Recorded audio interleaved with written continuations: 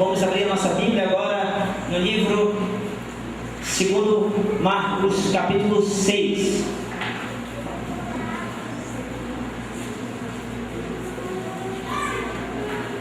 Marcos, capítulo 6.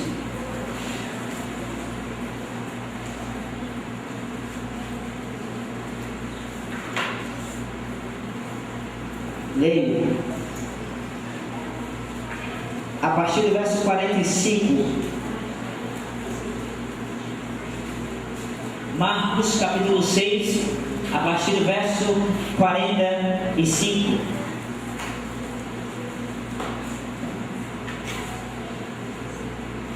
E logo obrigou os seus discípulos a subir para o barco e passar adiante para o outro lado, a Betsaida, enquanto ele despedia a multidão. E tendo-os despedido, foi ao monte para orar. E sobrevindo a tarde, estava o barco no meio do mar, e ele sozinho em terra. E vendo que se afadigava a remar, porque o vento lhe era ao contrário, perto da quarta vigília da noite, aproximou-se deles enquanto andando sobre o mar, e queria passar adiante deles. Mas quando eles o viram andar sobre o mar, pensaram que era um fantasma, e deram grandes gritos, porque todos o viram e perturbaram-se. Mas logo falou com eles e disse-lhes: tem de bom ânimo, sou eu, não tem mais. E subiu para o barco para estar com eles, e o vento se aquietou. Entre si ficaram muitos assombrados e maravilhados, pois não tinham compreendido o milagre dos pães, antes o seu coração estava endurecido. Querido, antes de tudo, eu gostaria de falar um pequeno princípio para você. O princípio da tempestade está ligado à desconfiança em Deus. Eu gostaria que vocês entendessem muito bem isso. O princípio da tempestade está ligado à desconfiança em Deus. Queridos, o tema dessa mensagem de hoje é paz na tempestade. Mas antes, porém, de eu entrar no assunto bíblico, eu gostaria primeiro de desmiuçar a você um outro episódio bíblico anterior a esse. Ali estava Jesus entre a multidão. Jesus estava ali não porque Jesus simplesmente queria estar ali. Jesus estava entre a multidão em uma bela tarde porque queria abençoar a multidão. Meu querido, em uma bela tarde, em uma tarde maravilhosa, Jesus estava lá abençoando toda a multidão. Vinha gente de tudo quanto era jeito perto de Jesus, pedindo um milagre, pedindo uma bênção. Gente de todas as nações, gente de todas as aldeias, gente de todas as tribos. A Bíblia diz que eram 5.000 homens. Só que, querido, que quando a Bíblia diz que eram 5.000 homens, a Bíblia não menciona nem mulheres, nem crianças. Então, eu quero que você entenda mais ou menos. Era aproximadamente de 9 a 11 mil pessoas ao redor de Jesus em uma bela tarde. Quando de repente Jesus o alimentara com os pães, Jesus o curava, Jesus curou cada um. Não tinha um sequer aqui que não foi saciado para casa. Todos foram alimentados, alguns foram curados. Jesus restituiu tudo que Satanás lhe tinha roubado naquela tarde. Era o momento oportuno para todos eles. Era o momento de fazer com que Jesus agora fosse rei sobre Israel. Querido, era justamente isso que passava na cabeça daquelas pessoas. Era justamente isso que aquelas pessoas pensavam. E os discípulos também. Sabe, querido, os discípulos queriam um momento.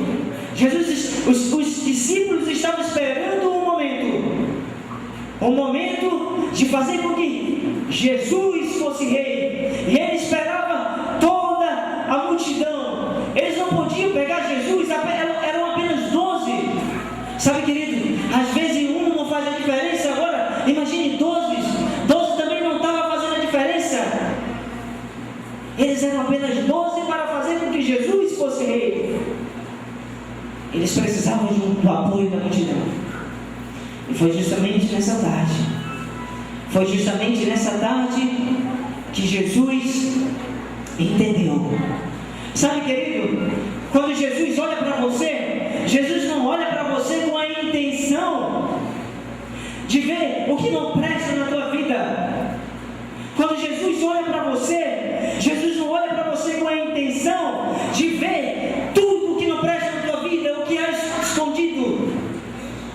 Mas, querido, Jesus, por mais que ele fosse homem, ele era 100% Deus. E ele viu em cada coração, em cada mente, em cada semblante, que aquele povo procurava armar e fazer com que Jesus fosse rei. Agora aí vem um momento muito interessante. Jesus percebe tudo isso. Jesus percebe a cilada onde ele praticamente ia cair. Jesus faz o seguinte: ele chama todos os seus discípulos. Eu quero desmiuçar essa história bem, para que eu possa chegar ao ponto nesta noite. Jesus chama os seus discípulos, chama Pedro, Tiago, João. Ele chama a parte: olha, eu lhe ordeno, entra no barco e vá para o outro lado. Os discípulos ficaram sem entender. Como é que pode um homem agora me mandar entrar no barco e para o outro lado, sendo que estava tudo bem, era o momento oportuno? Os discípulos não entenderam nada, mas Jesus, com autoridade, falou: entra no barco e me espera ao outro lado. Eu vou subir ao monte e orar.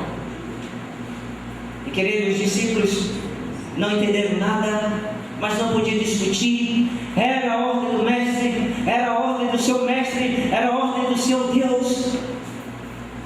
Eles não podiam discutir. E sabe, querido,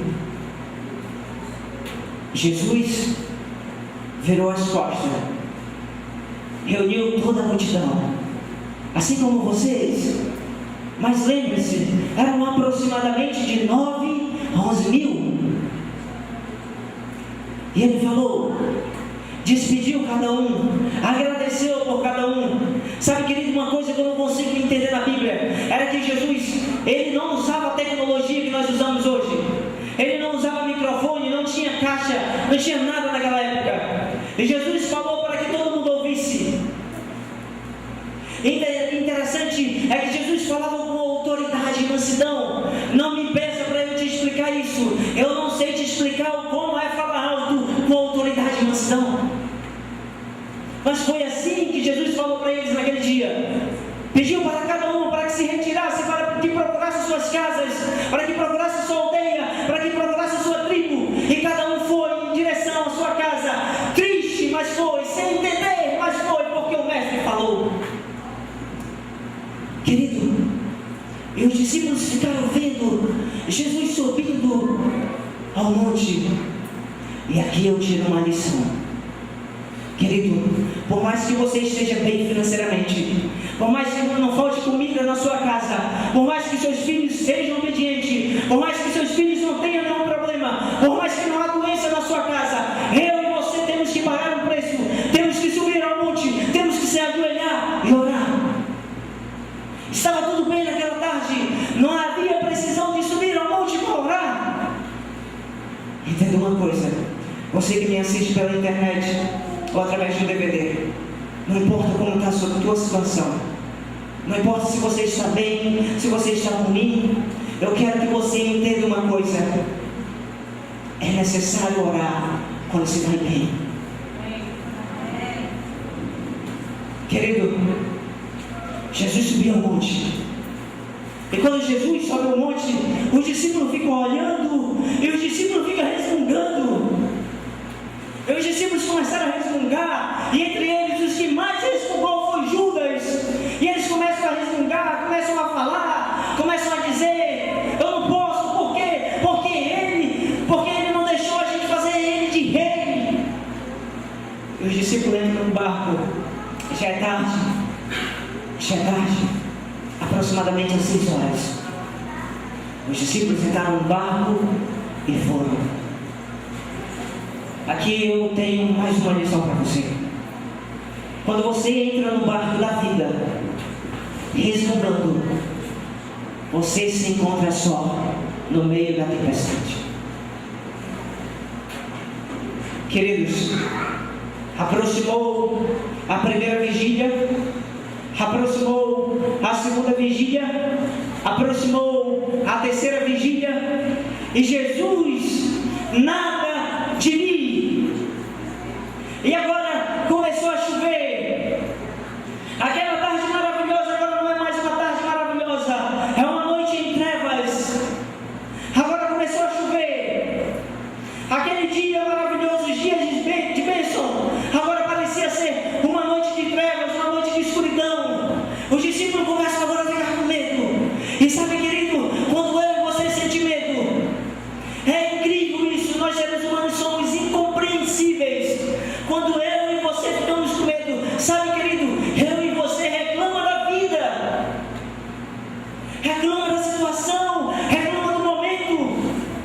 E foi justamente o que aconteceu com os discípulos. Eles começaram a ficar com medo, mas eles continuaram a reclamar, a murmurar, a maldizer de Jesus. Tu é isso, porque aquilo. Mas, querido, chegou uma hora agora que não adiantava mais eles ficarem resmungando. Agora era necessário trabalhar.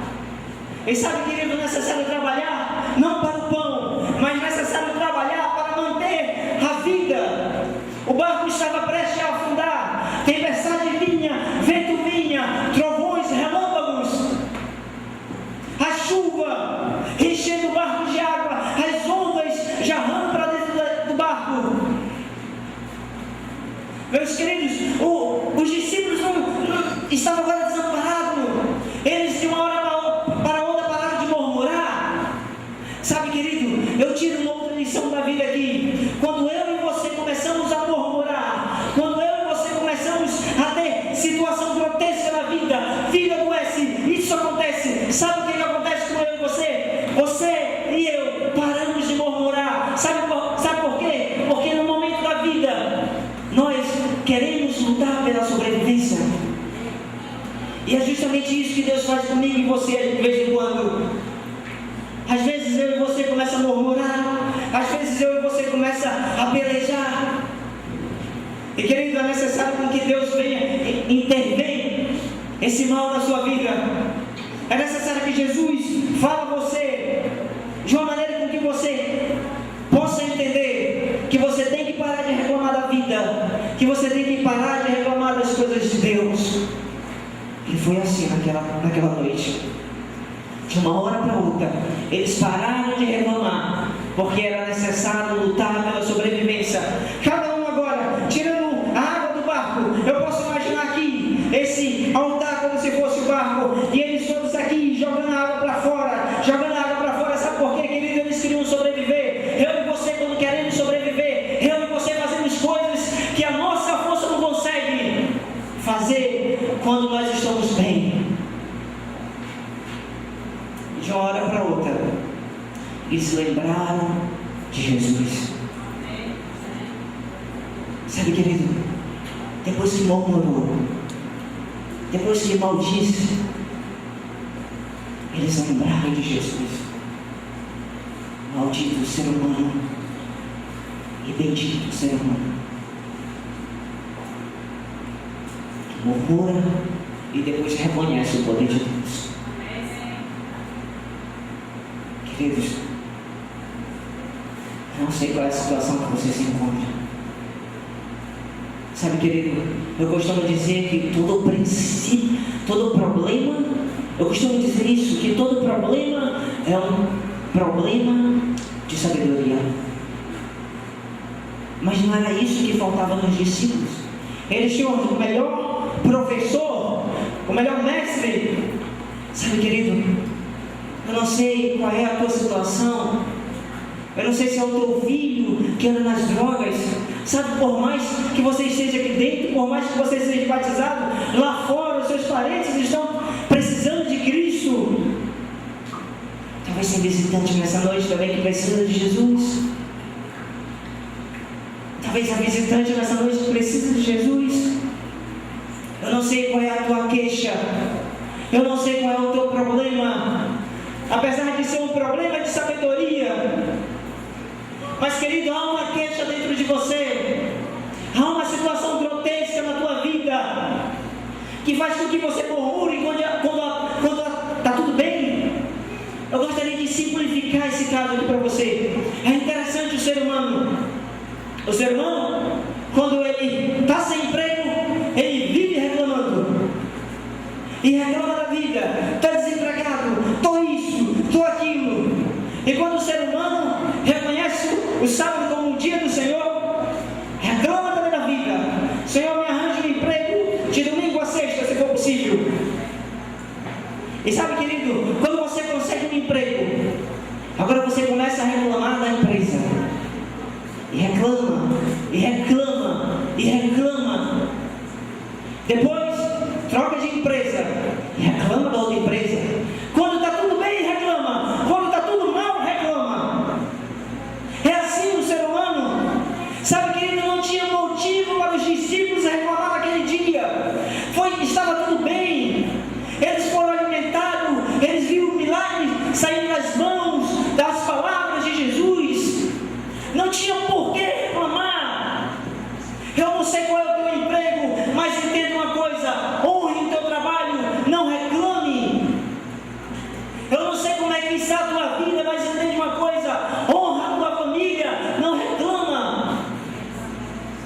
Eu não sei como é que é o relacionamento seu com seu pai, com sua mãe, mas entenda uma coisa: só a Ele, honre Ele, não murmura, não fala mal, eles te amam. Sabe, querido, eu gostaria que você entendesse isso. Quando eu e você reclamamos, é incrível isso. Eu não consigo medir o amor de Jesus, mas quando eu e você reclamamos, Jesus mesmo assim nos ama. E lá foi Jesus naquela noite, aproximadamente pela quarta vigília da noite. Sabe, querido, a quarta vigília da noite é das 5, aproximadamente das 3 da manhã às 6 da manhã. Começa a quarta vigília da noite no grego. E, querido, Jesus, na quarta vigília da noite, ele foi lá com os discípulos. E de repente Jesus, a inteligência de Jesus não era acudir os discípulos, era passar a dianteira. Você sabe o que é passar a dianteira? Chegar primeiro. Quando você sai na frente do seu carro e eu saio depois, se a minha intenção for passar a dianteira, é chegar primeiro no lugar. Jesus queria chegar primeiro no lugar, e de repente ele viu o grito de socorro, pedindo ajuda os seus discípulos. De repente Jesus, naquela tempestade grotesca, naquela cena grotesca, Jesus viu os discípulos. E, meu querido, é interessante isso. Às vezes, quando Jesus vem sobre a nossa vida, nós não acreditamos. E foi assim que os discípulos fizeram. Foi assim que eles fizeram. Jesus veio e eles não acreditou. Eles pensavam que era um fantasma. Às vezes Deus derrama uma bênção sobre a tua vida e você diz: isso veio do diabo. E você reclama. Às vezes Jesus derrama uma bênção para a sua vida e você não acredita. Você pensa que não tem nada a ver com Deus. aconteceu com os discípulos? Jesus veio e eles começaram a gritar, eles começaram a se pavorar, eles pensavam que era um fantasma. E querido, no grego a palavra fantasma quer dizer demônio da noite. Será se por acaso algum dia Deus derramou uma bênção sobre a tua vida e você pensou tratar-se de uma bênção maligna? Eu quero dizer uma coisa para você nessa noite. Eu não sei qual é a situação que você se encontra. Talvez você esteja em uma situação boa, numa situação maravilhosa. Talvez você vá bem no emprego, mas você vai mal em casa. Talvez você vai bem em casa, mas você vai mal com os seus amigos. Talvez você vai bem com os seus amigos, mas você vai mal com o seu companheiro. Talvez você vai bem com o seu companheiro, mas você vai mal com Deus. Eu não sei qual é a tua situação. Eu não sei o que passa dentro do teu coração. Sabe, querido, antes de eu vir para cá para fazer esse sermão, eu orei a Deus. Falei, Senhor, o que eles precisam ouvir? O que eles precisam ouvir? Eles já estão na igreja, já estão batizados, já sabem as 28 doutrinas declaradas. O que eles precisam ouvir? Às vezes só vão para ficar conversando. Eu não entendo, Senhor, o que eles precisam ouvir? Sabe, querido, eu não consigo ler teu coração e muito menos a tua mente. Mas se Jesus te trouxe aqui nessa noite, é porque apesar de que tudo aparentemente vai bem na tua vida, não vai bem. Sabe por que não vai bem? Porque simplesmente falta algo que eu falei logo no início da mensagem: confiança em Jesus. É isso que faltava para os discípulos: confiança. E quando eles viram Jesus, eles gritaram, porque eles não tinham confiança, eles não acreditavam que Jesus ia lá salvar eles. Às vezes, você cai de modo, alguém está querendo encurralado em uma situação ruim, você grita pela mamãe, você pede pelo papai, porque você confia.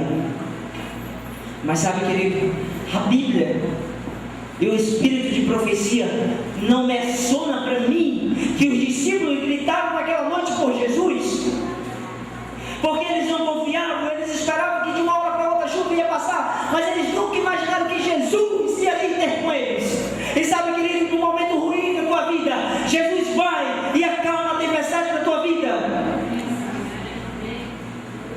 porque Ele é o Deus da paz. E Ele traz paz no meio das tempestades. Querido, quando eles viram Jesus chegou perto, como daí, ali na cabine de sonoplastia, mais ou menos essa distância. Jesus gritou: ei, tem de bom ânimo, sou eu. É isso que Jesus quer dizer para você. Ele quer dizer agora mesmo. Não importa qual seja o problema, não importa qual seja a situação, não importa qual seja a situação grotesca. Eu sei que você está bem em casa, mas há um problema aí dentro do teu coração. Eu sei que você está bem no seu lar, mas há um problema aí na sua mente. Eu sei que você está bem na igreja, mas há um problema espiritual. E Jesus está dizendo para você: ei, querido, tem bom ânimo, sou eu.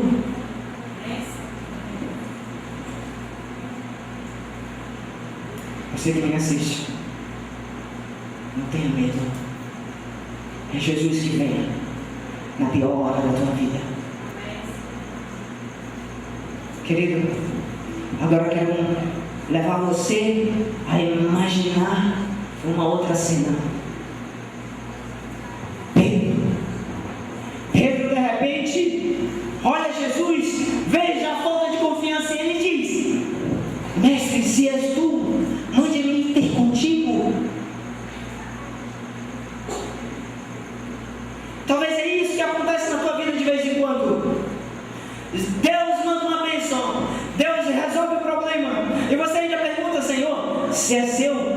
mostra. Falta de confiança nas coisas de Deus gera desgraça, e a desgraça gera maldição, e a maldição faz com que você perca a vida eterna. Gostaria que você entendesse agora. Jesus falou: vem, Pedro. Quando mesmo nós desconfiamos de Jesus, Jesus olha para mim e para você e Ele diz: vem, Maria, vem, João,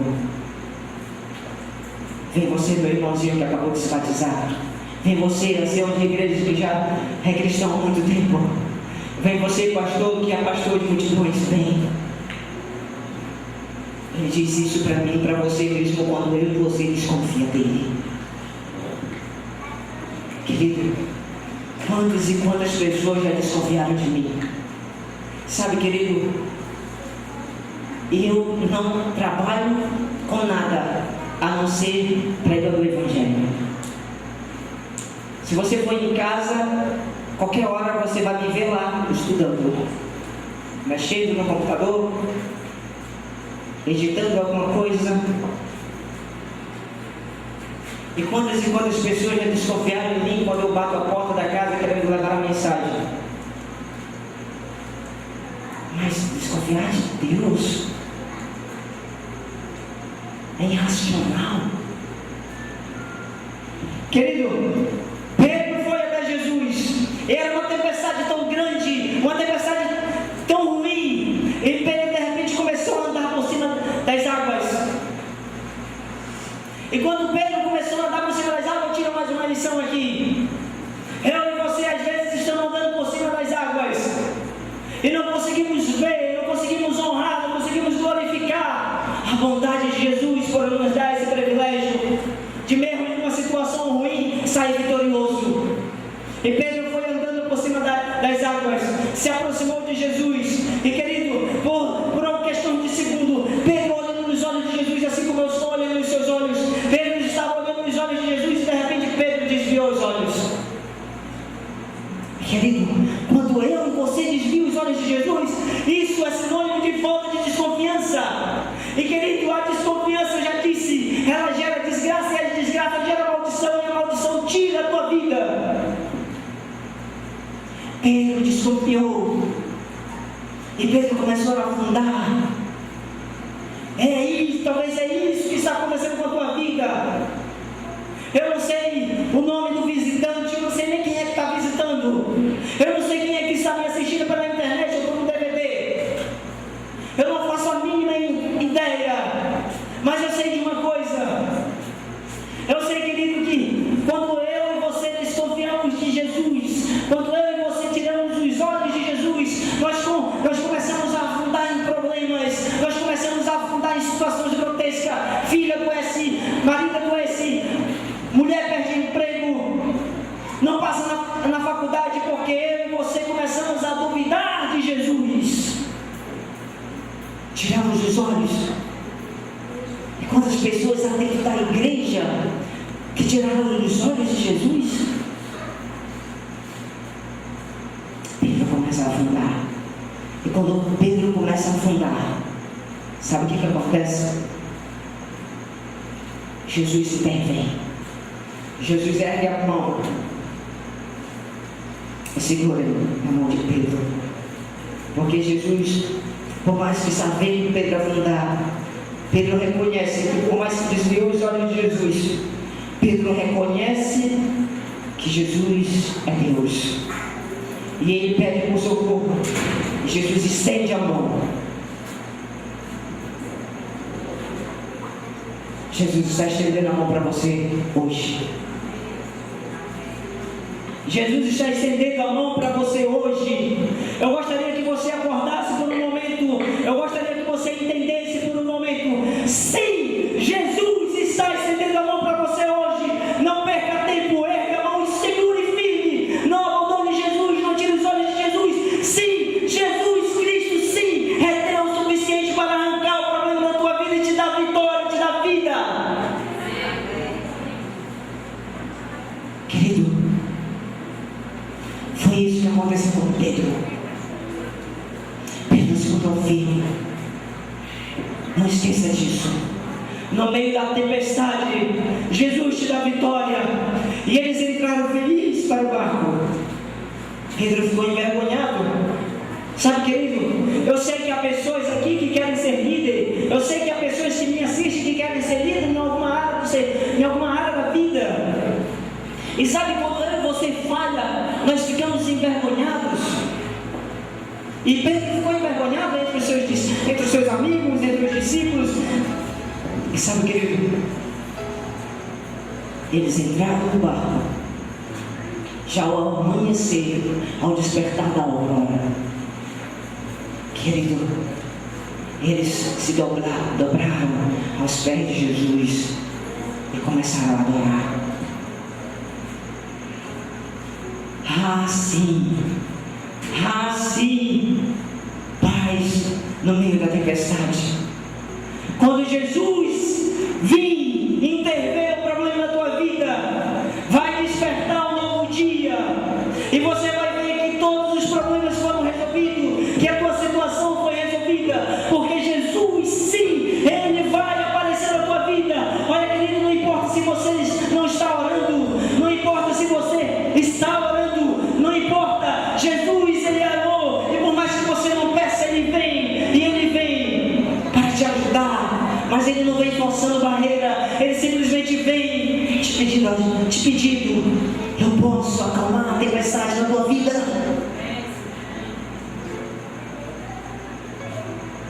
Quero é assim que acontece comigo e com você. É justamente isso que está acontecendo dentro do teu coração. É justamente isso que está passando nesse exato momento na tua mente. Por favor, não deixe os problemas da vida fazer com que você tire os olhos de Jesus. Eu posso ver hoje a igreja cabisbaixa. Eu posso ver hoje a igreja alegre. Mas eu não consigo ver o teu coração. Mas há sim um problema grotesco aí dentro da tua vida. Aí dentro de você. Talvez você não está conseguindo cursar a faculdade. Talvez você não está conseguindo ter verba suficiente para cursar a faculdade. Talvez você ainda não terminou seus estudos e tem vergonha por isso. Talvez você não respeite os seus pais. Talvez os seus pais não respeitem você. Talvez o seu patrão é ruim com você. Talvez você é um péssimo funcionário. Talvez você é o melhor funcionário, mas ninguém vê isso. Talvez você tenta vender alguma coisa e não consegue. Meu querido, eu não sei qual é o problema da tua vida. Talvez nesse exato momento, durante a tua vida, quando você chega em casa, a sua mulher é fria com você. Você é frio com a sua esposa. Não há relacionamento mais de namoro entre o casal. Talvez as amizades estão sendo destruídas. Talvez o fuxico tomou conta do coração, fazendo com que você distanciasse dos seus amigos da igreja. Sim, há problema na tua vida. É impossível você não ter problema. É impossível não ter problema, por mais sábio que cada um de nós buscamos ser. Somos seres falhos, temos problemas e necessitamos da bênção de Jesus. Necessitamos que Jesus intervenha e agarre na nossa mão. Necessitamos que Jesus acalme a tempestade da nossa vida. Sabe, querido, eu aprendi um princípio. Eu passo a maior parte da minha vida escrevendo princípios. E eu aprendi um princípio muito interessante. Que toda palavra, ela deve ser curta, ela deve ser dura, mansa e eficaz. É isso mesmo.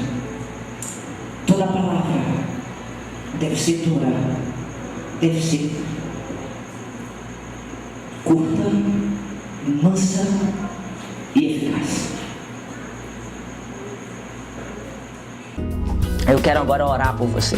Eu quero orar para que Deus te abençoe. Eu quero orar para que Deus realmente possa trazer paz na sua vida. E eu quero orar para que você venha confiar mais e mais em Deus.